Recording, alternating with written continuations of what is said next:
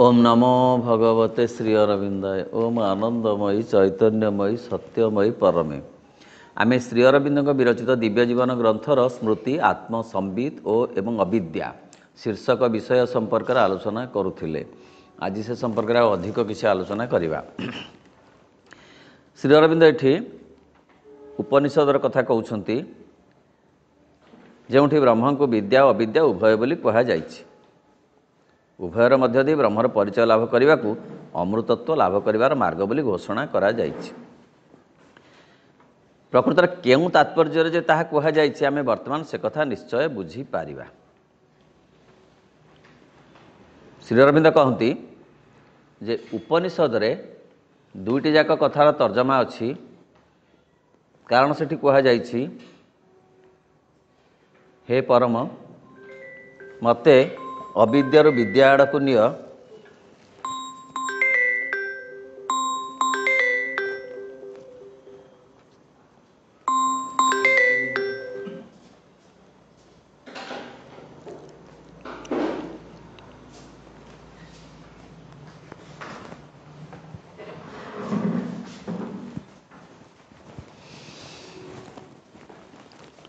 हे परम मते अविद्यार विद्या आड़ को निय, मते मृत्युरु अमृत आड़ को निय, मते अंधारु आलोक आड़ को निय। ता माने दुईटी जाक कथा स्वीकृत होइछि उपनिषद रे, एवं दुईटी जाक कथा ही नहीं पारे ब्रह्मंक पर्यंत एक कथा कहा जाइछि। केउ अर्थरे कहा जाइछि ना, जो परम आत्मा कालातीत देशातीत और सकल प्रसीमनर अतीत होई अधिष्ठित रही तांकरी अंतर्निहित चैतन्य शक्ति को आमे विद्या बोली जानिबा। विद्या कौन ना, जो दी सुप्रीम जी के होउछंती कालर अतीत, जी समस्त देशर अतीत, देश काल पात्रर अतीत, अर्थ जहिरु समस्त काल देश पात्रर सृष्टि। देश कहिले आमे जेमती राजनैतिक बाउंडरी भित्तिक भूखंड को बुझिबा नाही। देश कहिले तांकर भौतिक अभिव्यक्ति, काल कहिले तांकर सूक्ष्म अभिव्यक्ति, पात्र कहिले तांकर भिन्न भिन्न स्वरूप। से कथार चैतन्य शक्ति को आमे विद्या बोली कहिबा। अर्थ देखिबा प्रथम कालातीतता। कालातीतता हेउछि विद्या, देशातीतता विद्या।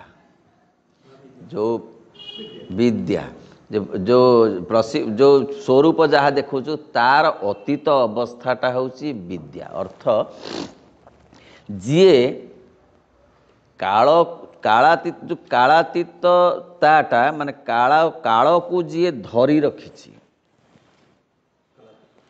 सी होउछि विद्या। विद्या जी देश को धरी रखिछि मतलब भौतिकता को धरी रखिछि जी सी होउछि विद्या। हेले एई जे देश काल एमाने अविद्या काहीकि ना, ए भितर आच्छन्नता अच्छी, मुखा पिंधा रूप अच्छी, तेणु एमाने अविद्या। अविद्या माने विद्यार विपरीत नुहे। विद्या मुखा पिंधिले हुए अविद्या, अविद्या मुखा काढ़ी देले हुए विद्या। ताहले एटी विद्या अविद्या काहीकि अच्छी ना, लीला पाई अच्छी। अविद्यारू विद्या आड़ को बाट पड़िछि, कारण विद्या अविद्यारे रूपांतरित होइछि। विद्या जो सीढ़ी रे ओल्हेई ओल्हेई आसी अविद्या होइछि, अविद्या सेई सीढ़ी रे उठी उठी जाई विद्या हो। हाँ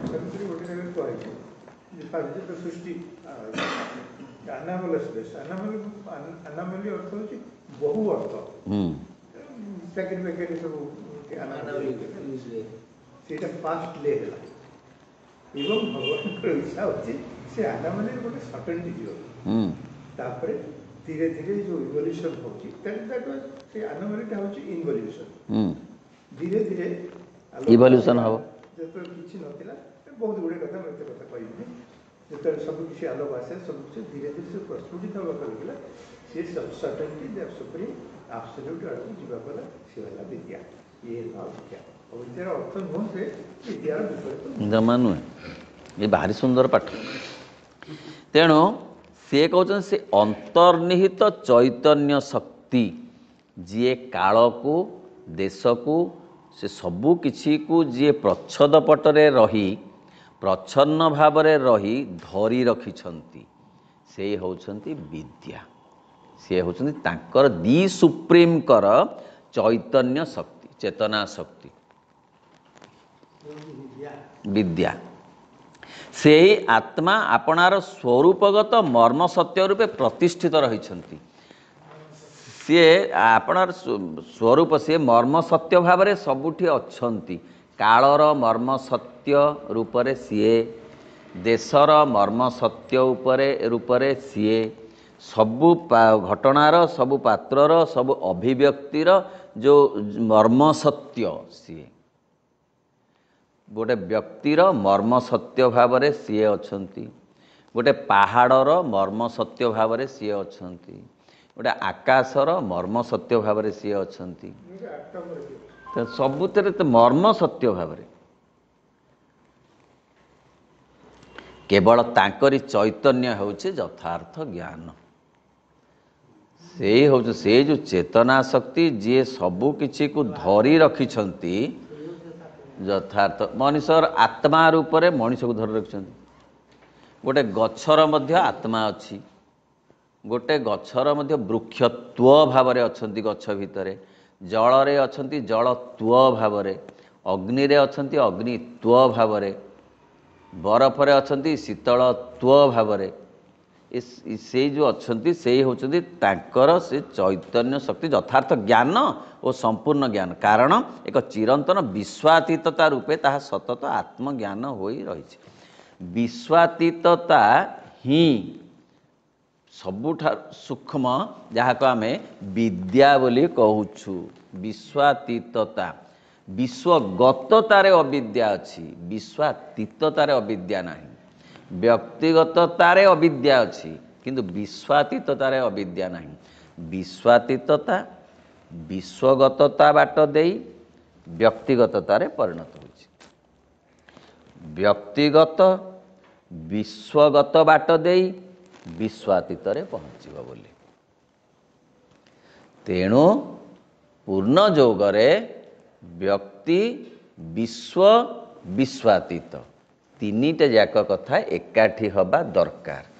ଯେଉଁ ଜୀବନରେ ଏ ତିନିଟି ଯାକ କଥା ଏକାଠି ହେବ ତା ନାଁ ଦିବ୍ୟ ଜୀବନ। ଆଗରୁ ବ୍ୟକ୍ତିଗତ କଥା ହୁଏତ ବିଶ୍ୱାତୀତରେ ମିଶି ଯାଉଥିଲା, ବିଶ୍ୱଗତକୁ ଛାଡ଼ି, ତେଣୁ ତାହା ଦିବ୍ୟ ଜୀବନ ନଥିଲା। ଅଧ୍ୟାତ୍ମ ଜୀବନ ହେଇପାରେ, ମୁକ୍ତିର ଜୀବନ ହେଇପାରେ, ଶାଶ୍ୱତ ଜୀବନ ହେଇପାରେ, କ'ଣ ହେଇପାରେ, କିନ୍ତୁ ଦିବ୍ୟ ଜୀବନ ନଥିଲା। ଦିବ୍ୟ ଜୀବନରେ ବିଶ୍ୱ ବ୍ୟକ୍ତି ବିଶ୍ୱାତୀତ ଏକାଠି ରହିଲେ। ଏଇ ବିଶ୍ୱଜଗତର ତାହା ସଙ୍ଗେ ସଙ୍ଗେ ଏଇ ବିଶ୍ୱଜଗତର କାଳଗତ ନିତ୍ୟ ପ୍ରବହମାନତା ଗୁଡ଼ିକ ଆପଣା ଭିତରେ ଧାରଣ କରି ରହିଛି। ସିଏ ଏକାଧାରରେ ବିଶ୍ୱାତୀତ, ଏକାଧାରରେ ବିଶ୍ୱଗତ, ପୁଣି ସେ ବ୍ୟକ୍ତିଗତ। ସବୁଠି ସବୁ କଥାକୁ ସେ ଧରି ରଖିଛନ୍ତି। ମାତ୍ର ବିଶ୍ୱାତୀତରେ ସେ ଯେପରି ଅତ୍ୟନ୍ତ ବିଦ୍ୟାମୟ, ବିଶ୍ୱଗତରେ ଆଉ ବ୍ୟକ୍ତିଗତରେ ସେ ସେତେ ବିଦ୍ୟାମୟ ନ ହୋଇ ତାଙ୍କର ଅବିଦ୍ୟା ସହିତ ଗୋଟେ ମୁଖା ପିନ୍ଧିଛନ୍ତି। ବିଶ୍ୱରେ ବ୍ୟକ୍ତିରେ, ବିଶ୍ୱାତୀତରେ ତାର ମୁଖା ନାହିଁ, ସିଏ ସମ୍ପୂର୍ଣ୍ଣ ପୂର୍ଣ୍ଣ, ସେଥିରେ କୌଣସି ମଳିନତା ନାହିଁ। ସେଗୁଡ଼ିକୁ ପ୍ରକାଶିତ ଓ ସଞ୍ଜାତ କରାଉଛି। ସେଇ କ'ଣ କରିଛନ୍ତି ନା ଏଇ ବିଶ୍ୱଜଗତର ସବୁ ବିଶ୍ୱଜଗତର କାଳଗତ ସବୁ କଥାରେ ସେ ନିଜକୁ ପ୍ରକାଶିତ ଆଉ ସଂଜାତ ସମ୍ୟକ ଜାତ କରେଇଛନ୍ତି। ନିଜକୁ ଫୁଲ ରୂପରେ, ନିଜକୁ ଫଳ ରୂପରେ, ନିଜକୁ ଜଳ ରୂପରେ, ନିଜକୁ ପତ୍ର ରୂପରେ, ନିଜକୁ ପଥର ରୂପରେ, ନିଜକୁ ବାଲି ରୂପରେ ସେ ନିଜକୁ ନିଜେ ଜାତ କରିଛନ୍ତି। ଆଉ କ'ଣ ନା ସେଗୁଡ଼ିକର ନିୟନ୍ତ୍ରଣ କରୁଛି। ସେଇ ଯେ ସୂକ୍ଷ୍ମ ବିଶ୍ୱାତୀତ ସିଏ ନିୟନ୍ତ୍ରଣ ମଧ୍ୟ କରୁଛନ୍ତି ସବୁ କିଛିକୁ। କିଛି ପାଣି ନ ଦେଇ ମଧ୍ୟ ମେ ମାସରେ ଆମ୍ବ ଗଛ ଅଛି, ତାକୁ କେହି ପାଣି ଦେବା ଦରକାର ପଡ଼ୁନି। କିଏ ତା'ର ଯତ୍ନ ନେଉଛି ଆମ ଅଲକ୍ଷ୍ୟରେ, କିଏ ତାକୁ ନିୟନ୍ତ୍ରଣ ମଧ୍ୟ କରୁଛି, ତାକୁ ପୁଣି ଜାଣୁଛି, ତା'ର ସବୁ ଦୁଃଖ ସୁଖ ସେ କିଏ ଜଣେ ବୁଝୁଛି। ନହେଲେ ଏସବୁ କଥା ସୁରକ୍ଷିତ ହେଇ ରହନ୍ତାନି। ଆମେ ସିନା ବଗିଚାଟାରେ ପାଣି ଦେଇ ଦେଉଛୁ, ହୁଏତ ଆମେ ଭାବୁଛୁ ବହୁତ କାମ କରୁଛୁ ବୋଲି, କିନ୍ତୁ ଏ ବିଶ୍ୱବ୍ରହ୍ମାଣ୍ଡର ଯେତେ ଫ୍ଲୋରା ଫନା ସବୁ ଅଛନ୍ତି ବଗିଚା ବାହାରେ, ତା ଦାୟିତ୍ୱ କିଏ ନେଇଛି? ସେଇ ନେଇଛନ୍ତି। ଏବଂ କାଳର ପ୍ରବହମାନତା ଗୁଡ଼ିକ ମଧ୍ୟରେ ଅବସ୍ଥିତ ସତ୍ତାଗତ ଚୈତନ୍ୟକୁ ଆମେ ଅବିଦ୍ୟା ବୋଲି କହିବା। ଏ ଯେଉଁ ପ୍ରବାହିତ କାଳର ମଝିରେ ଯେଉଁ ସତ୍ତାଗତ ଚୈତନ୍ୟ ଅଛି ସେ ହେଉଛି ପ୍ରକୃତରେ ଅବିଦ୍ୟା। ଅର୍ଥାତ୍ ଯେ ପ୍ରବହମାନତା ଭିତରେ ଆମେ ଯେଉଁ କଥା ସବୁ ଦେଖୁଛୁ ପଞ୍ଚ ଇନ୍ଦ୍ରିୟ ଗ୍ରାହ୍ୟ ଜଗତରେ, ଯାହା ସବୁ ଦୃଶ୍ୟମାନ, ଯାହା ଆମେ ଗ୍ରହଣୀୟ, ଯାହା ଆମ ଇନ୍ଦ୍ରିୟ ମାଧ୍ୟମରେ ଗ୍ରାହ୍ୟ, ତାର ଯେଉଁ ଚେତନାକୁ ଆମେ ଅବିଦ୍ୟା ବୋଲି କହୁଛୁ। କାରଣ ବିଶ୍ୱଗତତା ଭିତରେ ଅବିଦ୍ୟା ଅଛି, ବିଶ୍ୱଗତ ଚୈତନ୍ୟ ଭିତରେ ମଧ୍ୟ ଅବିଦ୍ୟା ଅଛି। ମୁହୂର୍ତ୍ତର ଭୂମି ଉପରେ ନିବାସ କରୁଥିବାରୁ ଆପଣାର ଜ୍ଞାନରେ ଏହା ବହୁଧା ରୂପେ ଅବସ୍ଥିତ ରହିଛି। ମୁହୂର୍ତ୍ତ ସବୁ ସିଏ ହିଁ ନିଜକୁ ନିଜେ ଭିନ୍ନ ଭିନ୍ନ ବାଗରେ ପ୍ରକାଶ କରି ଚାଲିଛନ୍ତି ବ୍ୟକ୍ତିର ଅଲକ୍ଷ୍ୟରେ। ଯିଏ ହୋଇଯାଇଛି ଆଜିର କଢ଼, ସିଏ ହୋଇଯାଉଛି କାଲିର ଫୁଲ, ସିଏ ହୋଇଯାଉଛି ପରଦିନର ଫଳ, ସିଏ ତା ପରଦିନକୁ ସେଇ ପାଚି ଯାଉଛି, ସେଇ ପୁଣି ମଞ୍ଜି ଆକାରରେ ପଡ଼ିଯାଉଛି।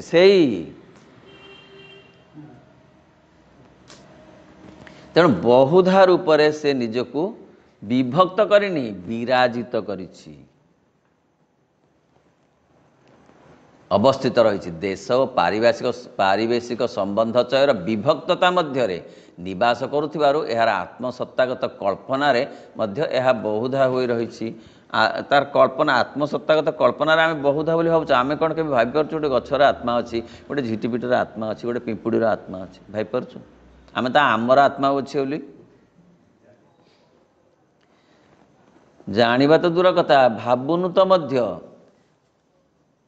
ଆମକୁ ଯଦି ପଚାରୁଛୁ ତେମେ କିଏ, ନା ଏକ୍ସର ପୁଅ ୱାଇର ନାତି, ପାଠ ପଢ଼ିଛି ଏତେ, ଚାକିରି କରିଛି ଏତେ, ବାସ୍ ପରିଚୟ। ତେଣୁ ଆମେ ଯେ ଆତ୍ମା ଏକ, ଏ କଥା ତ ଆମେ ଶୁଣିଛୁ କିନ୍ତୁ ଜାଣିନାହୁଁ। ଏକତ୍ୱର ବହୁଧା କ୍ରିୟାଶୀଳତା ଭିତରେ ସତେଅବା ଆତ୍ମ ଅବରୁଦ୍ଧ ହୋଇ ରହିଛି। ବହୁଧା ବିଭକ୍ତ ହେଇ ସେ ନିଜେ କେମିତି ଅବରୁଦ୍ଧ ହେଇ ରହିଛନ୍ତି ଯେ ତାଙ୍କୁ ଜମା ଜାଣିବା ସହଜ ହେଉନାହିଁ। ଯାହା ବାବାଜୀ ମହାରାଜ ଲେଖିଲେ, ଭଗବାନ ଯେତେବେଳେ ବହୁରେ ପରିଣତ ହୋଇଗଲେ ସେତେବେଳେ ସେ ବଡ଼ ଚିନ୍ତିତ ହୋଇପଡ଼ିଲେ। କହିଲେ, ମୁଁ ଏ ଭିତରେ ଯଦି ଅତି ସହଜରେ ମୁଁ ସୁଲଭ ହୋଇଯିବି ତାହେଲେ ମୁଁ ଧୈର୍ଯ୍ୟ ଧରି ପାରିବି ନାହିଁ, ମୋତେ ଆଉ ରଖେଇ ଦେବେ ନାହିଁ, ମୋତେ ଏତେ କଲବଲ କରିବେ ଯେ ମୁଁ ଆଉ ସମ୍ଭାଳି ପାରିବି ନାହିଁ। ନାରଦଙ୍କୁ ପଚାରିଲେ, କ'ଣ କରିବି, ମୁଁ କେଉଁଠି ରହିବି? ମୁଁ ତ ସବୁ ସର୍ଜନା କରିଦେଲି, ଘରଦ୍ୱାର, ଇଏ ପିଲାମାନେ ତ ମୋତେ କାମୁଡ଼ି ରାମ୍ପୁଡ଼ି ଖାଇଯିବେ, ୟା ଦିଅ ତା ଦିଅ ତା ଦିଅ ତା ଦିଅ ତା ଦିଅ ତା, କ'ଣ କଲେ ମୁଁ ଏମାନଙ୍କ ଦାୟିତ୍ୱ ନେବି କିନ୍ତୁ ମୋତେ ସେମାନେ ସହଜରେ ଖୋଜି ପାଇବେ ନା ମୁଁ ଗାର୍ଡିଆନ ହେଇକି ରହିବି, ଘରର ମୁରବୀ ହେଇବି, କିଛି ଅସୁବିଧା ନାହିଁ, କିନ୍ତୁ ମୋତେ ଚଟକିନି ଖୋଜିକିରି ହଁ ଛପିକି ରହିବି, କୋଉଠି ରହିବି ପାଇପାରିବେ ନାହିଁ। ଆଉ ଖୋଜିବାକୁ ପଡ଼ିବ, ହଠାତ୍ ମୋତେ ଯେମିତି ପାଇବେ ନାହିଁ। ନାରଦ କହିଲେ ଆପଣ ଚନ୍ଦ୍ର ନା ପଳେଇବେ, ପଳେଇବେ ନା ମଙ୍ଗଳକୁ ନା ଯାନ ପଠେଇଦେବେ, ନା ସମୁଦ୍ରରେ ନା ବୁଡ଼ିଯିବେ, ନା ଆକାଶରେ ଉଡ଼ିଯିବେ, ଖୋଜିବେ କ'ଣ କରିବେ? ଆପଣ ଗୋଟେ ଜାଗାରେ ରହନ୍ତୁ, ମୁଁ କହିଦେଉଛି ତାଙ୍କରି ଭିତରେ ରହନ୍ତୁ, ସେ ଖୋଜିପାରିବେ ନାହିଁ। ଆତ୍ମା ଭାବରେ ଆପଣ ତା ଭିତରେ ରହନ୍ତୁ। ସେ କହିଲେ କେମିତି ତାହେଲେ ଯଦି ନିହାତି ଦରକାର ପଡ଼ିବ ମୋତେ ଟିକେ ସାକ୍ଷାତ କରିବାକୁ କ'ଣ କରିବେ? ସାଧନା କରିବେ, ଚେଷ୍ଟା। ସାଧନା ମାନେ କ'ଣ? ଚେଷ୍ଟା, ପ୍ରୟାସ, ଖୋଜିବା, ଖୋଜିବେ। କେତେ ଲୋକ ଖୋଜିବେ? ପୁଣି ନା ସହସ୍ର ଲୋକ ଖୋଜିବେ, କୋଟି କୋଟି ଲୋକ ଭିତରେ, ସହସ୍ର ଲୋକ ଭିତରେ ପୁଣି ଗୋଟେ ମୋତେ ପାଇବ, ଯାଇକି ଭିତରକୁ ପଶିକି, ପଞ୍ଜରା ଭିତରେ ପଶିକି ପାଇବ। ନାଇଁ ଅପରେସନ୍ କଲେ ମିଳିବନି, ତେଣୁ ପାଇବ। ସେଇ ଜାଗାରେ ସେ ରହିଲେ, କହିଲେ ଓହୋ ଶାନ୍ତିରେ ରହିଲେ, କିନ୍ତୁ ସବୁ ଦାୟିତ୍ୱ ନେଲେ। ସେ ଦାୟିତ୍ୱ ନେଇଛନ୍ତି ବୋଲି ଆମେ ଏଠି ବସିଛୁ, ସେ ଦାୟିତ୍ୱ ନେଇଛନ୍ତି ବୋଲି ଆମେ କଥା କହୁଛୁ, ଚାଲୁଛୁ, ବଞ୍ଚି ରହିଛୁ। ସେ ଦାୟିତ୍ୱ ନେଇଛନ୍ତି ବୋଲି, ସେ ଦାୟିତ୍ୱ ନେଇଛନ୍ତି ବୋଲି ଆମେ ଦେଖିପାରୁଛୁ, ଶୁଣିପାରୁଛୁ। ଏହାକୁ ଆମେ ଅବିଦ୍ୟା ବୋଲି କହିବା। ଆତ୍ମ ଅବରୁଦ୍ଧ ଭାବରେ ଯିଏ ଅଛନ୍ତି, ଯିଏ ସହଜରେ ଉପଲବ୍ଧ, ଯିଏ ମୁଖା ପିନ୍ଧିକିରି, ଯେଉଁ ଚୈତନ୍ୟ ମୁଖା ପିନ୍ଧିକିରି ସବୁ କିଛିକୁ ନିୟନ୍ତ୍ରଣ କରୁଛନ୍ତି ନିୟନ୍ତ୍ରଣ, କିନ୍ତୁ ମୁଖା ପିନ୍ଧିକିରି କରୁଛନ୍ତି, ସେଇ ହେଉଛନ୍ତି ଅବିଦ୍ୟା। ସେଇ ମୁଖାକୁ ଅପସାରଣ କରିବା ହେଉଛି ଯୋଗ ସାଧନାର ଲକ୍ଷ୍ୟ। ମା କହିଲେ କ'ଣ ନା ଜୀବନ ଆମକୁ ଏକ ପ୍ରଚୁର ଓ ବହୁବିଧ ସୁଯୋଗ ରୂପେ ଦିଆଯାଇଛି ଭଗବାନଙ୍କୁ ଆବିଷ୍କାର, ଉପଲବ୍ଧି ଓ ଅଭିବ୍ୟକ୍ତ କରିବା ପାଇଁ। এই ତିନୋଟି କାମ କରିବାକୁ ଗୋଟିଏ ଜୀବନ ଦିଆହେଇଛି। ହେଲେ ଆଗ କ'ଣ? ଆତ୍ମ ଆବିଷ୍କାର କରିବାକୁ, ଖୋଜିବାକୁ। ଆବିଷ୍କାର ଯିଏ କରେ ସେ କ'ଣ ଏମିତି ହଜିଲା ବଳଦ ଖୋଜିଲା ଠିକ୍ ହେଲେ ତାକୁ ଆବିଷ୍କାର କହନ୍ତି? ମୁଁ ବଳଦ ହଜିଗଲା, ମୁଁ ଦୌଡ଼ିକି ଯାଇ ପାଇଗଲି, ତାକୁ ବାଟରେ ସେ ଥିଲା, ଘାସ ଚରୁଥିଲା, କ'ଣ ଆବିଷ୍କାର କଲି? ଖୋଜିବାକୁ ପଡ଼ିବ। ବହୁତ ଖୋଜିଲେ ଯାହା ମିଳେ ସେ ଆବିଷ୍କାରର ଧନ। କାରଣ ଏକତ୍ୱର ଜ୍ଞାନଟିକୁ ଏହା ଆପଣା ପଛରେ ଲୁକାୟିତ କରି ରଖିଛି, ସେ ହେଉଛି ଅବିଦ୍ୟା। ଅବିଦ୍ୟା ଯିଏ ଏକତ୍ୱ ଜ୍ଞାନକୁ, ଏକ୍ସର ଆତ୍ମା ୱାଇର ଆତ୍ମା ସମାନେ, ପିମ୍ପୁଡ଼ିର ଆତ୍ମା, ମାଙ୍କଡ଼ର ଆତ୍ମା, ହାତୀର ଆତ୍ମା ସମାନେ, ଏଇ ଏକତା, ଏକ କଥାଟାକୁ ଯିଏ ଅନୁଭବ କରିବ, ସେଇ ଗୋଟିକ ହେଉଛି ବିଦ୍ୟା। ଯିଏ ଅନେକ ଅନୁଭବ କରିବ, ଶରୀରର ଗଠନ ଅନୁସାରେ ହେଉ, ଗୁଣର ଅନୁସାରେ ହେଉ, ପ୍ରକୃତି ଅନୁସାରେ ହେଉ, କେହି କେଉଁ ଅନୁସାରେ ଭାଗ ଭାଗ କରି ଦେଖିବ, ଅବିଦ୍ୟା। ଏବଂ ଠିକ୍ ସେଇ କାରଣରୁ ହିଁ ଆପଣାକୁ, ଜଗତକୁ ଯଥାର୍ଥ କିମ୍ବା ସମ୍ପୂର୍ଣ୍ଣ ଭାବରେ ଜାଣିବାକୁ ସମର୍ଥ ହୋଇପାରୁନାହିଁ, ଭାଗ ଭାଗ କରି ଦେଖୁଛି। କହିଲା ମଣିଷର ଆତ୍ମା ଆଉ ପିମ୍ପୁଡ଼ିର ଆତ୍ମା ସମାନ ହେବ, ଇଏ ହେବନି, ସମ୍ଭବ ନୁହଁ। ହାତୀର ଗୋଟେ ବଡ଼ ଆତ୍ମା ହେଇଥିବ, ଆଉ ପିମ୍ପୁଡ଼ିର ଗୋଟେ ଏଇ ସୁକୁଟି ଆତ୍ମା ହେଇଥିବ। କେମିତି ମଣିଷଟାକୁ ତୁମେ ହାତୀ ସାଙ୍ଗରେ ତୁଳନା କର, ଇଏ ପିମ୍ପୁଡ଼ିକୁ ହାତୀ ସାଙ୍ଗରେ ତୁଳନା କରୁଛ? ସିଏ ଜଣେ କହିଲେ ଆଜ୍ଞା ସିଏ ଯାଇଥିଲି ଯେ ତାଙ୍କୁ ପାଇଲେନି। ମୁଁ କହିଲି କେମିତି ପାଇଲେନି? ନା ସିଏ ଜଣେ, ଆପଣ କହିଲେ ଅଫିସର ବୋଲି। ମୁଁ କହିଲି ହଁ। ନା ଅଫିସର ଭଳିଆ ଦିଶିଲେନି। ମୁଁ କହିଲି ଦିଶିଲେନି ମାନେ?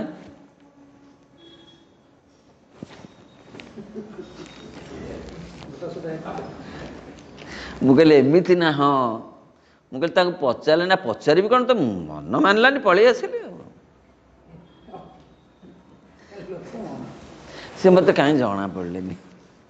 ସେମିତିକା ପିମ୍ପୁଡ଼ିର ଆତ୍ମା ଜଣାପଡ଼ୁନି, ହାତୀର ଆତ୍ମାଟା ବଡ଼ ହେଇଥିବ। ନାଇଁ ଏକା। ଚୈତ୍ୟ ସତ କଥା ପଡ଼ିନି, ଆତ୍ମା କଥା ପଡ଼ିଛି। विश्वातीत सत्य को हाँ सत्य को जानी पारु नाही आमे जानी पारु विश्वातीत सत्य को जानी पारु आमे हाँ कि विश्वगत सत्य टी मध्य जानी पारु विश्वगत को जानिले बाट फिटिबो विश्वातीत को तेना आमे तो विश्वगत को भी जानी पारुनु माने विश्वगत आत्मा को जानी पारुनु आ विश्वगत आत्मा को केते बेले जानी हबो ना व्यक्तिगत आत्मा को जानी व्यक्तिगत आत्मा बाट फिटेइबो विश्वगत आत्मा को विश्वगत आत्मा बाट फिटेइबो विश्वातीत आत्मा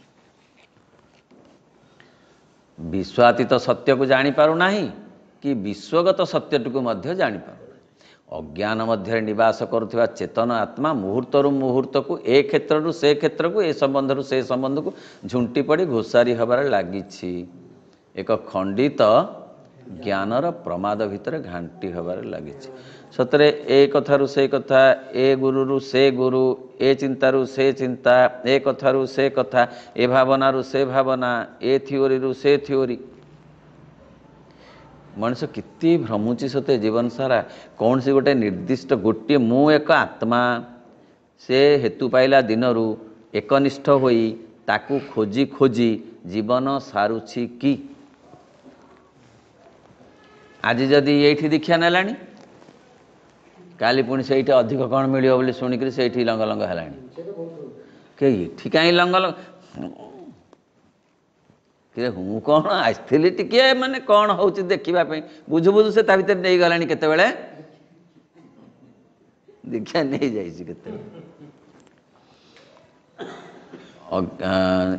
संबंध रु से संबंध को झुंटी पड़ी घोषारी हबार लगी खंडित ज्ञानर प्रमाद भितर घांटी हबार लगी सते आमे केते केते कथा को ज्ञान बोली भावुचु इनफॉरमेशन को केते ज्ञान भावुचु केतेबेले कौन टिके लाइटनिंग कौन टिके आभास टिके कौन मिलगला जे ताकू आमे ज्ञान बोली भावुछु मु ज्ञानी हो गली किंतु प्रकृत रे ज्ञान एडे सहज नुहे ज्ञान हेउच आत्मज्ञान आउ ना स्पेस विषय रे आज्ञा से बड़ ज्ञानी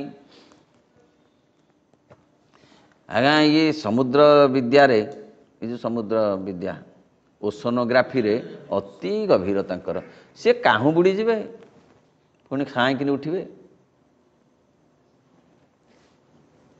से ज्ञान कथा एठी पड़ी नाही ज्ञान ही आत्मज्ञान आउ जेते जहा ये सबु अज्ञानता ये सबु अज्ञानता भितर जीव से चंद्र पृष्ठ रे पाद देले मध्य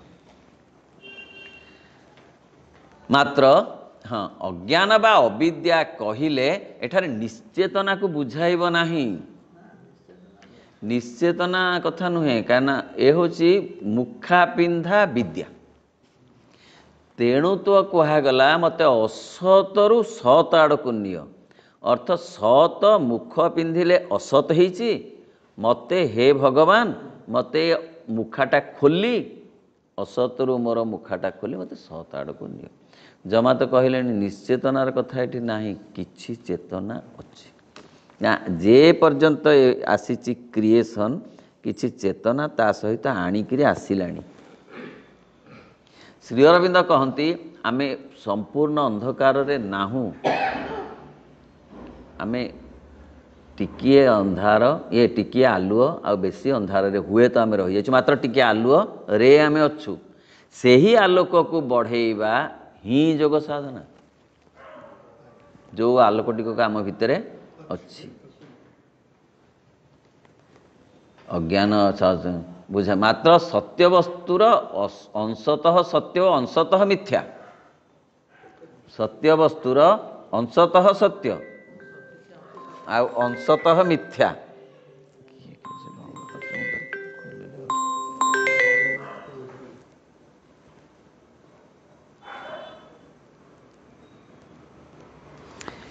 भितरे आमे केवल नुहे सबु किछि अछंती आमे शब्द गुड़ाक दौचु पशु कौन सेमती ना पशु को पशुर कौन टिके ना अच्छी चेतना अच्छी अच्छी गछर कौन टिके चेतना ना ଆଉ ସେ କେମିତି ଛୁଇଁଲେ ବୁଝି ହେଇଯାଉଛି?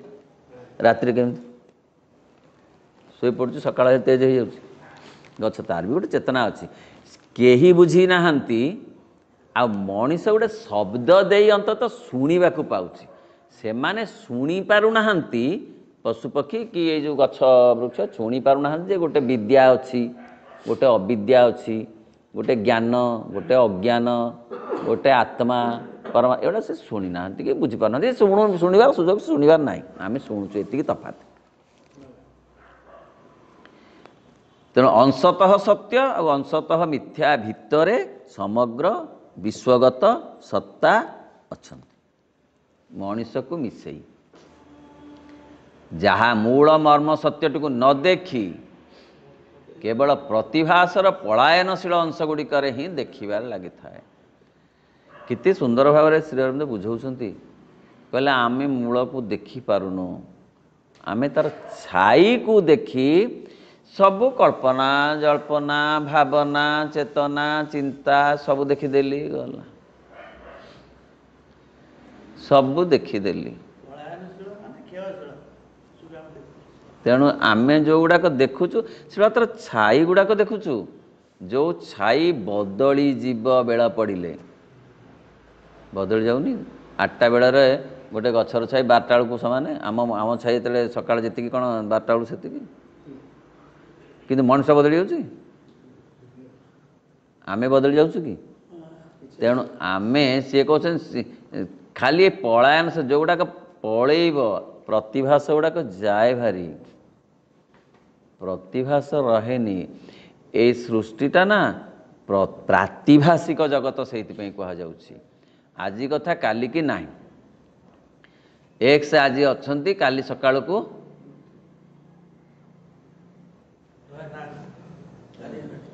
କାଲି ଦେଖିଥିଲି।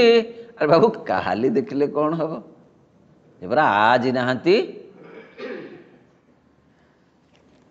ତେଣୁ ପ୍ରାତିଭାସିକ ଜଗତ, ସେଇଗୁଡ଼ାକୁ ଆମେ ଦେଖି ସବୁ ଦେଖିଲୁ, ସବୁ ଜାଣିଲୁ, ସବୁ ବୁଝିଲୁ ବୋଲି କହୁ। ସେହି ଜ୍ଞାନ ଠିକ୍ ଏହିପରି ହେବାକୁ ହିଁ ବାଧ୍ୟ ହେବ। ଯେହେତୁ ଆମେ ଦେଖୁଛୁ ଏଇ ଯେଉଁ ପ୍ରାତିଭାସିକ କଥା ଗୁଡ଼ାକ, ଛାଇ ଛାୟା କଥା ଗୁଡ଼ାକ, ପ୍ରତିବିମ୍ବକୁ ନ ଦେଖି, ମାନେ ମୂଳଟାକୁ ନ ଦେଖି ଦର୍ପଣରେ ଯେଉଁ ପ୍ରତିବିମ୍ବ ପଡ଼ୁଛି ଆମେ ତାକୁ ଦେଖୁଛୁ। ମାତ୍ର ପ୍ରତିବିମ୍ବଟା ବିମ୍ବକୁ ହୁଏତ ସୂଚନା ଦେଇପାରେ, କିନ୍ତୁ ସେଇଆ ସେ ନୁହେଁ। ସେଟା ବାଁଟା ଡାହାଣ ପରି। ଦର୍ପଣ ଆଗରେ ଠିଆ ହେଲେ ଆପଣ ବାଁକୁ ହାତ ମାରୁଥିବେ, ଡାହାଣରେ ହାତ, ତାହେଲେ ସିଏ କ'ଣ ଆପଣଙ୍କ ସମାନକୁ ସମାନ ହେଲା?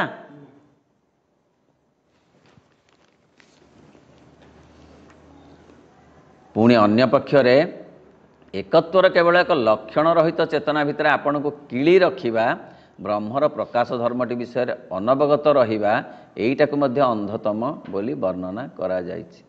ଆଉ କ'ଣ ନା, ଏକତ୍ୱର ଯେଉଁ କୌଣସି ପ୍ରକାର ବାହ୍ୟ ଲକ୍ଷଣ ନାହିଁ, ଖାଲି ସୂକ୍ଷ୍ମ ନିରାକାର କଥାରେ ରହିବା ବା ତାରି ସହିତ ଏକାତ୍ମ ହେବାକୁ ଚେଷ୍ଟା କରିବା। ସାକାର ଅଭିବ୍ୟକ୍ତ ନୁହେଁ, ଖାଲି ନିରାକାର ସୂକ୍ଷ୍ମ ନିର୍ଗୁଣ। ତା ଭିତରେ ଆପଣଙ୍କୁ କିଳି ରଖିବା, ଆଉ ପ୍ରକାଶ ଧର୍ମଟି ବିଷୟରେ ଅନବଗତ ରହିବା। ଯାହା ବ୍ରହ୍ମ ଯେଉଁଥିରେ ପ୍ରକାଶିତ ହୋଇଛନ୍ତି ତାକୁ ଇଗ୍ନୋର କରିବା, ତା ବିଷୟରେ କିଛି ଅଜ୍ଞାନ ରହିବା, ଇଏ ମଧ୍ୟ ଅନ୍ଧାର। ଶ୍ରୀଅରବିନ୍ଦ ଏଠି ସେଇ କଥା କହୁଛନ୍ତି ଯେ ପ୍ରାଚୀନ ଯୁଗରେ ଯେଉଁ ଅପୂର୍ଣ୍ଣତା ଅଛି କ'ଣ ନା, ଏଇ କଥାଟାକୁ ନ ଜାଣିବା, ତାଙ୍କର ଅଭିବ୍ୟକ୍ତିକୁ ନ ଜାଣିଲେ ତାଙ୍କୁ ଭଲ ଭାବରେ ଜାଣି ହେବ ନାହିଁ। ଏ କେତେ ଯୁକ୍ତିଯୁକ୍ତ, କେତେ ଅନୁଭବ୍ୟ, କେତେ ଗଭୀର, କେତେ ଗଭୀର। ଗୋଟେ ଡାଇରେକ୍ଟରକୁ ଜାଣିବା ପାଇଁ ତାର ଡାଇରେକ୍ସନ ଦ୍ୱାରା ପ୍ରଭାବିତ ଆକ୍ଟରକୁ ଦେଖିବା ଦରକାର। ବୁଝି ଯାଉଥିବ। କାନ୍ଦି ପକେଇବୁ କହିଲେ ହେବ, ସେ ସିନା କାହା ଦ୍ୱାରା ଗୋଟେ କନ୍ଦେଇକି ଦେଖେଇଲେ ହେବ। ଏଇଠି ଗଛ କାଟିଲା ପରି ପଡ଼ିଯିବୁ, ସେ ଖାଲି କହୁଥିବ, କିନ୍ତୁ କେହି ପଡ଼ିଯାଉ ନଥିବେ। ସେ ଖାଲି କଥାରେ କହୁଥିବ, एठी बुलेई होकर पड़ू स्टेज रे कहीं पड़ू नथिबे कहीं तो नथिबे से खाली मन को मन कहूथब आउ पुलाए दर्शक बसथिबे हैला ताकू खोजिबाकू हेले सीए प्रकाशित हेइथिबा माध्यम को देखिबाकू पड़िबो अर्थ विश्वातीत को खोजिबाकू हेले विश्वगत को तम अकाउंट भीतर रखिया को पड़िबो नहेले विश्वातीत को खोजी हबनी एक्टर एक्टिंग न देखिले डायरेक्टर को खोजी हब नाही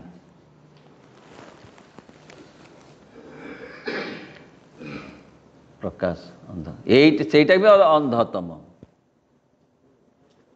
या को सबु किछि भाबिबा गोलमाल यह नाही बोली भाबिबा गोलमाल बुझी होउची ये सबु किछि यह बाहर आउ किछि नाही जड़वादीर जो नास्ति से मध्य भूल बैरागीर नीति मध्य भूल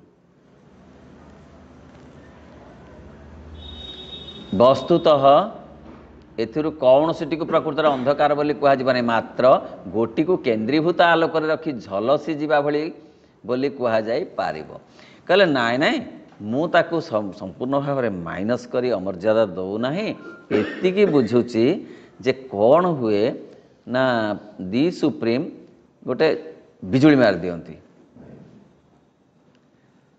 बिजुली मारदेले से आखिटा झलसी जाए आउ सेतिकी बेले जहा जहा अनुभूत हुए से लोक से बोली ताहा भाबे तेणु गोटे बिजुली झलसा बैरागीर नीति गोटे बिजुली झलसा जड़वादीर नास्ति मध्य गोटे बिजुली झलसा सतेरे ए क्षणक पाई ए बिजुली ताकू अतिक्रम कले असल सत्य आसीबो श्री अरविंद केते केते प्रशस्त भावरे उदार भावरे विस्तीर्ण भावरे ए कथा को कहउछंती कारण से कहंती मु काहा को अवमानना करी नाही अवमानना करी नाही अतिक्रम करिछि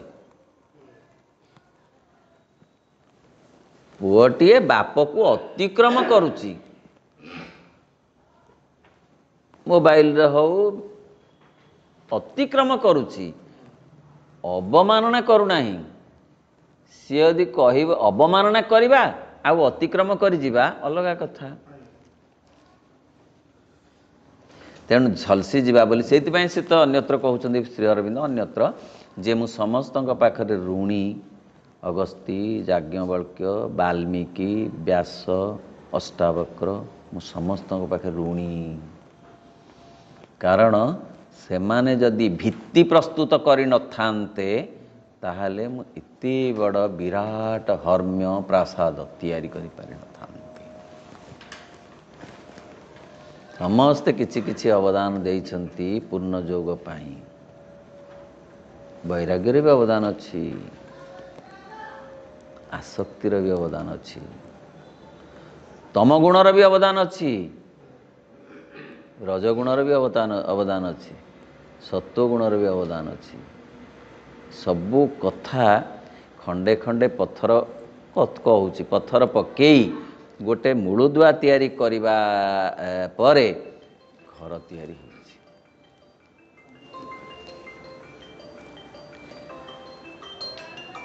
एवं अन्यटी को विचूर्ण मात्र गोटी को केन्द्रीभूत आलोक रखी झलसी जीवा बोली कहा जाई पारिबो एवं अन्यटी को विचूर्ण अस्पष्ट विभग्न आलोक अधा दिशुथिबा ओ अधा कुहुड़ी भितर बुड़ी रही वस्तु गुड़िकर भ्रमात्मक विकृत रूप बोली कहुब तेणु सब आमर कौन से झलसी जावा बेले कौन होइछि ना अधा दिशुची आमको अधा दिशुनी जहाँ दिशुची चूर्णीभूत खंड खंड होइकी दिशुची सेटा से वस्तुर भूल नुहे ये जगतर भूल नुहे आम दृष्टिभंगीर भूल आम आम ग्रहणशीलता आम चेतनार जो अनुभव शक्ति सीमित तेणु आमे से कथा को सीमित भाव में देखुचु सीए कि भीतर असीमत्व अछंती किंतु आमे तांको देखि पारुनु कारण आम इंद्रिय एक समय रे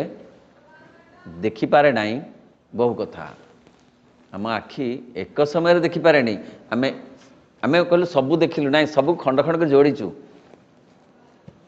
सबु को ए घरटा भी एट ए टाइम देखि हबनी एट ए टाइम देखि हबनी आम आखिरे से सामर्थ्य नाही ना मु सबु तो देखि पारुछि ना देखि पाले स्ट्रेस गोटा निश्चित रहउछि एटा मुझे देखुनी कि ए खंबटा भी मुझे देखुची सेटा भी देखुची किंतु सेटा पर जब अधिक रोचे एटा कम रोचे एटा अधिक सेटा कि दीटा को मैं देखि पारुछि कि दीटा के देखिया समान भाव रे हो नाही हबो नाही आम कान एका बेले के समस्त कथा समान भाव रे सुनिबे सेहिति पई भगवान किए बोली प्रश्न हला जे भगवान होचंदी सीए जीए एक समय रे ग्रह ग्रह सबु किछि सबु आमे जहा कल्पना भी करि परिबन सबु किछि देखि पारंती भगवान किए ना जी सबू स्वर सबू ध्वनि एका बेले के शुणी पारती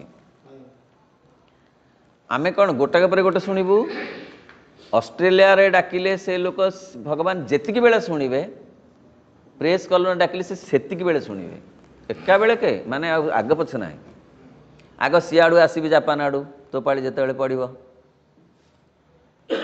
क्या सूर्य जुआड़े जाऊँ मुझे से आड़े जाऊँ तो तेणु सूर्य को आसार तो पाली पड़ो ना मो पाली केते पड़ो ना तो पाली बहुत समय जापान 3.5 घंटा 4 घंटा पर पड़ो डाकू था नहीं सेमती हबनी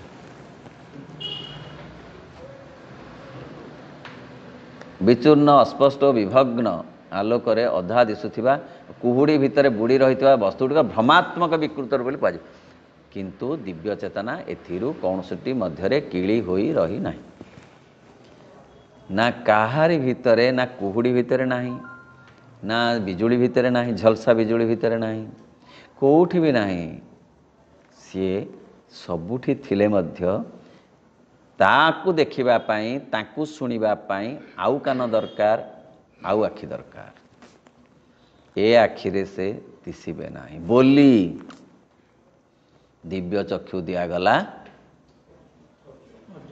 अर्जुन किंतु दिव्य चेतना एथुर कौनसटी मध्य किली होई रही नाही सबुटी को एकाठी संबंधित समन्वित कर रखिथिबा सेही शाश्वत आत्मज्ञान भितर ता अक्षय परम अद्वय एवं क्षर परम अनेक को एकत्र धारण कर रखिछि आहा कि सुंदर कथा अमृत ठू आहुरी मधुर कथा सते केबे जदि निरोला रे आमे बसी भाबिबा जे किछि पछे न मिलू मते शुणिबार सुजोग मिली तुम महिमा जे तमे सबु कथारे संबंधित सबु कथारे समन्वित समन्वित आउ एकत्व दीटा अलगा कथा समन्वित मान ता भितर मिसिक सम्यक भाव रे अन्वित होई गछ एकाठी अछ माने आउ गोटे प्रकार केमिति गोटे उदाहरण देले बुझी हबो आमे जो कौन से कौन धनिया पत्र चटणी रे समन्वित ना मैं एमती कहूँ मु को शास्त्र रे नहीं किंतु सालाडटा एकत्व सालाड रे कौन सब अलग अलग है जना पड़ुछ ना नहीं गाजर पड़ी आउ टिके बिलाती पड़ी सब एकाठी अछंती ता ना एकत्व एटा उपनिषद नहीं मो शास्त्र नहीं मु कहूँ हाँ उपस्थिति समन्वित समन्वित चटणी दिहरे लुण को कौन अलग ही कछि चटणी दिहरे खटाटा जो खटा कौन पड़ी आंबुल एकाठी सेमती सीएमती एकाठी मिसिकी अछंती समन्वित आउ दीटा सब समन्वित आउ संबंधित संबंधित आउ समन्वित मिसिगल एमती मिसिकी अच्छी पुणी आमर समुधि शब्दटा कौट आसी समुधि शब्दटा आसी कौटू समुधि शब्दटा आसी संबंधी शब्द रु तमर आमर गोटे संबंध है संबंधी संबंधी समधि समुधि दीटा ध कटे गोटे होगी पाठ अच्छे से अनुसार संबंधी रु समुधि तमर आमर गोटे संबंध है समन्वित नुहे भगवान सेमिति संबंधित होइके अछंती पुणी समन्वित होइके मध्य अछंती पुणी एक शाश्वत आत्मज्ञान भितरे ताहा अक्षय परम अद्वय क्षर परम अनेक को एकत्र कर धारण कर रखी सब क्षर रे अछंती अक्षर रे अछंती सगुण रे अछंती निर्गुण रे अछंती आकार रे अछंती निराकार रे अछंती सबुठी अछंती केमती अछंती संबंधित होइके अछंती आ समन्वित होइके अछंती सेति पई श्रीमद् भगवत गीता रे कहले केमिति ना जल रे द्रावक शक्ति भाव रे अग्नि रे दाहिका शक्ति भाव रे मु अच्छी सूर्य रे तेज भाव रे मु अच्छी ताठू अलगा करी हबनी जलरू जदि तार द्रावकत्व माने कौन ओदा करिवार शक्ति जो जल हो वो पानी ओदा करिवो आउ से जो नाଳ पानी जो नर्दमा पानी मध्य ओदा करिवो ओदा करिवा शक्तिटा तार कमन टेस्ट अलगा हो पारे रंग अलगा हो पारे सी अलगा कथा मूल जो लक्षण तार स्वरूप स्वधर्मटा समान से कथा से कहते परम अद्वय सी अद्वय अनेक अनेक कथा को से एकत्र करी धरी रखी समन्वित होई संबंधित होई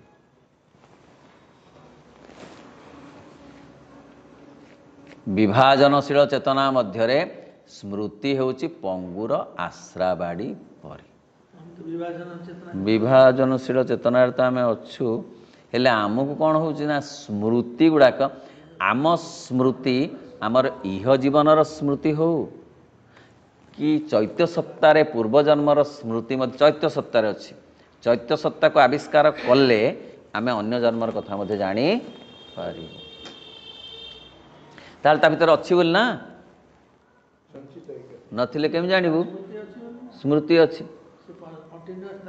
अच्छी किंतु सेटा विभाजनशील होइके ना कि भाग भाग हो से जन्म कौन थिला ए जन्म को जमी यही भितर स्मृति हूँ पंगुर आश्राबाड़ी परी पंगु जमी आश्राबाड़ी नहेले जापर नहीं तेणु स्मृति बिना आम कौन सी कथा को जजमेंट भी दे पारिबु नहीं स्मृति जजमेंट दे पारिबु ना अर्थ सबू कथा हूँ स्मृतिर कथा जीवन धारा उदाहरण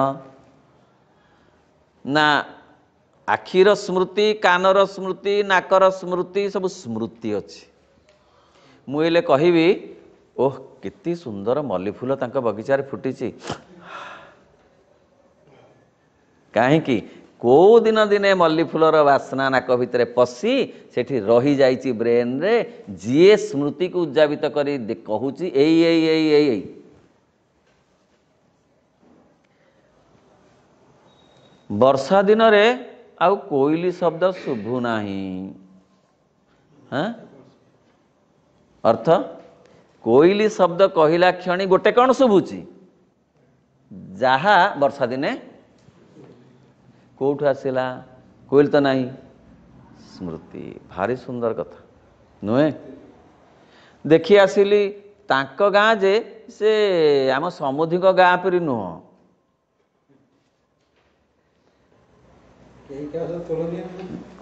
दीटा जगह गाँ पाखे नहीं आउ गोटे जगार जा कथा से कहूँ कहीं से गाँव किसी स्मृति आनी ए गाँव स्मृति आनी दीटा जाक कथा को सी एक समय विचार तेणु स्मृति हूँ इह जगतर अमूल्य रत्न जीवन को जी से जानूँ ठीक सेमिति पूर्वजन्मर स्मृति गुड़ाक ता भितर अच्छी क्या भितर मनुष्य भितर अच्छी खूब संचित होगी अच्छी तेणु स्मृति बिना इह जन्म नहीं कि स्मृति बिना पूर्वजन्म भी नहीं हेले सी केमिति ନା ଆଶ୍ରା ବାଡ଼ି ପରି ବଡ଼ ଅସହାୟ ଭାବରେ ତାଡ଼ିତ ମନ ତାହାକୁ ହିଁ ଆଶ୍ରା କରି ତାରି ଉପରେ ଭରା ଦେଇ ଝୁଣ୍ଟି ପଡ଼ି ଧାଇଁବାରେ ଲାଗିଥାଏ। ସେ ତାକୁ ହିଁ ଆଶ୍ରୟ କରି ମଣିଷ ଇଏ ମନ କେବଳ ସ୍ମୃତିକୁ ଆଶ୍ରୟ କରି ଜଜମେଣ୍ଟ ଦେଉଛି, କମ୍ପେୟାର ବି କରୁଛି, କମ୍ପ୍ଲେନ୍ ବି କରୁଛି। ସବୁ ସ୍ମୃତି। ତାଙ୍କ ଘରେ ଦେଖି ଆସିଲି ଏଡ଼େ ବଡ଼ ଟିଭି, ତମେ କି ମଣିଷ?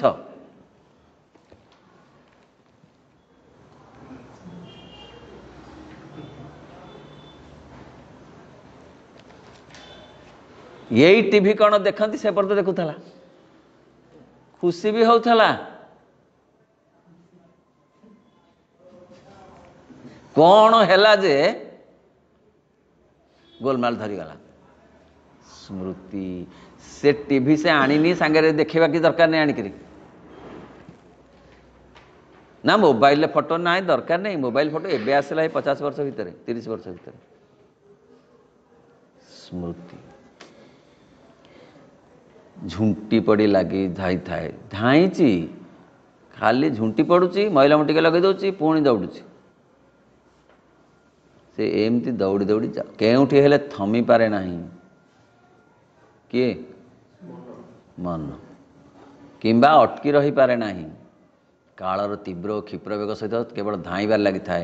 ଏକ ସମଗ୍ର ପ୍ରତ୍ୟକ୍ଷ ସୁସ୍ଥିର ଆତ୍ମଚେତନା ଏବଂ ସମଗ୍ର ପ୍ରତ୍ୟକ୍ଷ ବା ପରିପୂର୍ଣ୍ଣ ବସ୍ତୁ।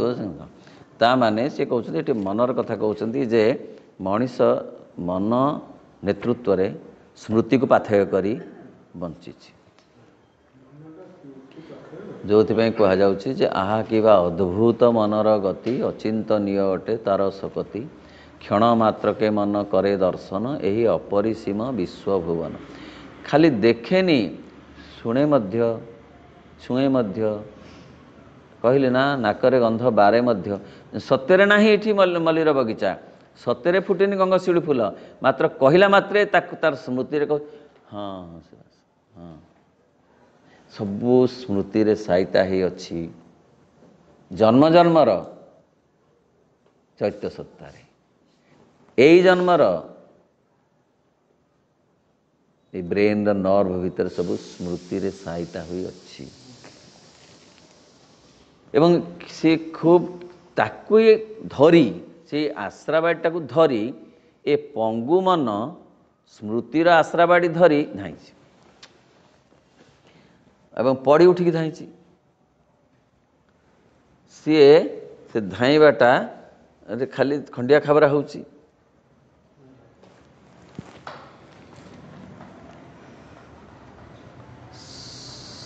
ଏକ ସମଗ୍ର ପ୍ରତ୍ୟେକ ସୁସ୍ଥିର ଆତ୍ମଚେତନା ଓ ସମଗ୍ର ପ୍ରତ୍ୟକ୍ଷ ବା ପରିପୂର୍ଣ୍ଣ ବସ୍ତୁ ଜାଗତିକ ଧାରଣା ପାଇଁ ସ୍ମୃତି କେବଳ ଦୀନତା କ୍ଲିଷ୍ଟ ସ୍ଥାନାପନ୍ନ ବିକଳ୍ପ ଭରି କାର୍ଯ୍ୟ କରୁଥାଏ। ସ୍ମୃତି ପ୍ରକୃତରେ ପୂର୍ଣ୍ଣତା ଆଣେନି, ଆଭାସ ଦିଏ, ପ୍ରତିଭାସ ଦିଏ, ପ୍ରତିବିମ୍ବ ଦେଖାଏ, ପ୍ରତିଧ୍ୱନି ଶୁଣାଏ, ଧ୍ୱନିକି କିନ୍ତୁ ଶୁଣେଇ ପାରେ ନାହିଁ। ମାତ୍ର ପ୍ରତିବିମ୍ବରୁ ବିମ୍ବ ଆଡ଼କୁ ଯାତ୍ରା କରିବାର ବ୍ୟବସ୍ଥା ଅଛି, ପ୍ରତିଧ୍ୱନିରୁ ଧ୍ୱନି ଆଡ଼କୁ ଯିବାର ବ୍ୟବସ୍ଥା ଅଛି। ପ୍ରତିଧ୍ୱନିକୁ ମାଧ୍ୟମ ନ କଲେ ଧ୍ୱନି ଆଡ଼କୁ ଯାଇ ହେବ ନାହିଁ। ପ୍ରତିଧ୍ୱନିରେ ରହିଗଲେ ମଧ୍ୟ ଧ୍ୱନି ଆଡ଼କୁ ଯାଇ ହେବନି। ପ୍ରତିଧ୍ୱନିକୁ ମାଇନସ୍ କରିଦେଲେ ଯାଇ ହେବନି, ପ୍ରତିଧ୍ୱନିକୁ କେବଳ ପ୍ଲସ୍ କରି ରହିଗଲେ ମଧ୍ୟ ଯାଇ ହେବ ନାହିଁ। ଓମ୍ ନମୋ ଭଗବତେ ଶ୍ରୀ ଅରବିନ୍ଦାୟ। ଓମ୍ ଆନନ୍ଦମୟୀ ଚୈତନ୍ୟମୟୀ ସତ୍ୟମୟୀ ପରମେ।